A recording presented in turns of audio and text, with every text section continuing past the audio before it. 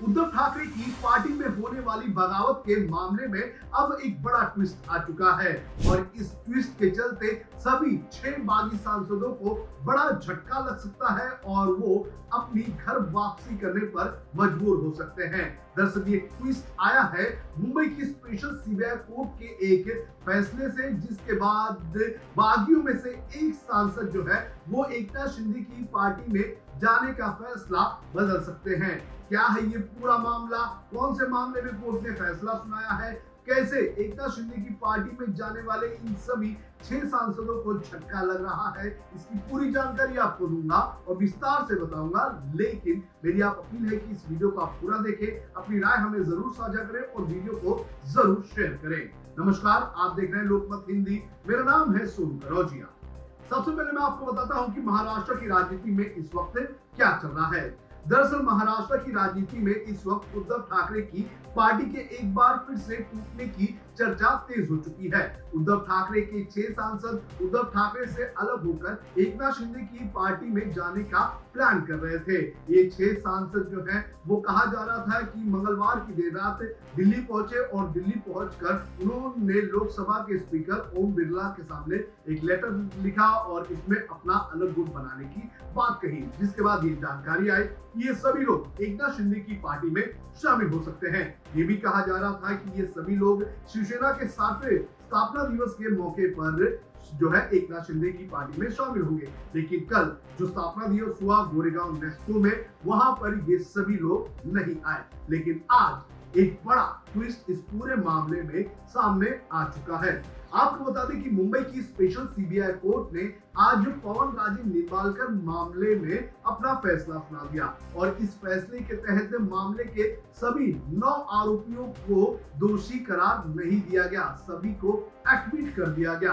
और जैसे ही ये फैसला आया, इस फैसले से ओम राजे निंबालकर को बड़ा झटका लगा। आपको बता दें कि ओम राजे निंबालकर को लेकर ये कहा जा रहा था, संजय राउत ने भी ये आरोप लगाया था कि ये कहा जा रहा था कि ओम राजे निंबालकर को ये कहा गया था कि हम आपके पिता की हत्या का जो मामला है उसका फैसला हम आपके पक्ष में सुनाएंगे और आप हमारी पार्टी में शामिल हो जाएं। और इसी को लेकर ओम राजे निंबालकर जो है वो आउट ऑफ कॉन्टेक्ट हो गए थे शिवसेना यूबीटी से। उन्हें लगा था कि फैसला उनके पक्ष में आएगा और फिर वो एकनाथ शिंदे की पार्टी में शामिल हो जाएंगे। लेकिन जैसे ही ये फैसला उनके विचारों के विपरीत आया, उसके बाद उन्हें झटका लगा है और अब ये जानकारी सामने आ रही है कि ओम राजे निंबालकर जो है वो अब 2 से 3 दिन और समय लेंगे सोचने के लिए कि वो एकनाथ शिंदे की पार्टी में शामिल होंगे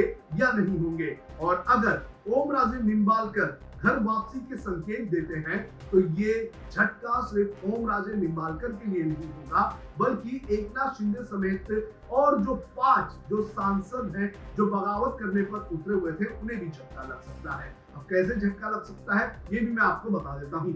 आपको बता दें कि जब तक 6 सांसद एकनाथ शिंदे के एक साथ टूटकर कोई एक अलग गुट नहीं बनाते हैं, तब तक वो सक्सेस नहीं होंगे। अगर एक भी सांसद कम हो जाता है तो उनके ऊपर एंटी डिफेक्शन लॉ लग जाएगा और अगर ऐसा होता है तो सभी के सभी 5 सांसदों की सांसदी जो है वो जा सकती है। और इसी टेक्निकल रीजन की वजह से ऐसा लग रहा है कि अब एकनाथ शिंदे की शिवसेना ने जो ऑपरेशन टाइगर चलाया था, उस ऑपरेशन टाइगर में उन्हें झटका लगता हुआ नजर आ रहा है। आपको बता दें कि ये मामला एकनाथ शिंदे के लिए कितना झटके भरा हो सकता है, इसका एक एग्जांपल आज कोल्हापुर में देखा गया। जब ये फैसला आया तो एकनाथ शिंदे अमित शाह के बगल में बैठे हुए थे, कार्यक्रम चल रहा था, लेकिन उन्हें एक फोन कॉल आया और उन्होंने तुरंत वो फोन कॉल उठाया और वो चले गए अलग से बात करने के लिए। कहा जा रहा है कि ये जो फैसला आया था ओम राजे निंबालकर के पिता की हत्या का, उस मामले में जो फैसला था और जो झटके वाला फैसला था वो उन्हें बताने के लिए फोन किया गया। तो एकनाथ शिंदे को भी ये झटका इस तरह से लगा है। अब ये पूरा मामला क्या है, ओम राजे निंबालकर के पिता के हत्या का मामला। दरअसल 2006 को ओम राजे निंबालकर के पिता पवन राजे निंबालकर की कलम्बोली, मुंबई के कलम्बोली इलाके में हत्या कर दी गई थी। और 1.5 साल तक ये मामला जो है वो कलमबोली पुलिस स्टेशन में चला था। उसके बाद सीबीआई ने इसे हैंडओवर कर लिया गया था। इसके बाद इस मामले में एक गवाह को पकड़ा गया था जिसका नाम जैन था। उसके बयान के ऊपर ये पूरा मामला बनाया गया था और इसमें जो पदम सिंह पाटिल थे उनको जो है आरोपी बनाया गया था। पदम सिंह पाटिल जो है वो आपको बता दें कि कांग्रेस के बड़े नेता थे और उनको जो है होम मिनिस्टर तक बनाने की चर्चा उस वक्त चल रही थी। 2009 में उनको गिरफ्तार किया गया था और उसके बाद से ही उनका परिवार ये कह रहा था कि उनके पीछे एक बड़ी साजिश जो है वो लगाई जा रही है।